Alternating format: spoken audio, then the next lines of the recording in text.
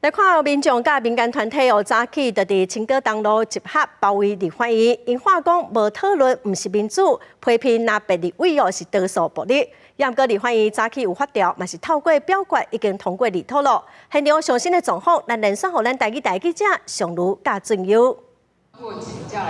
是主播记者目前呢，都伫咧立法院外口的青岛东路。今仔日立法院是继续在审查有关国会职权行使的相关条文，所以引起侪民众也更有学生和民间团体不满哦。现场计共是有几20民间团体来到现场哦，尤其是针对这个法案当中上届有争议的第29条，表示国会罪，因为伫咧今仔日立法通过，未来若是三读通过，有对国会不敬相当的罚20万，这款扩大是引起侪人的不满哦，要求爱全案退回实际审议。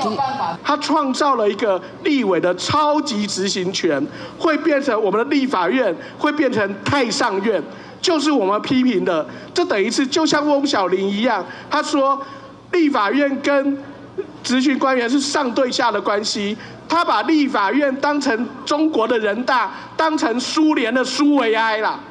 我们学生组织反对蓝白无视程序正义法案，我们认为法案应该要退回审理。我们反对假改革增扩权，我们认为国会改革需要权责明确和公开透明。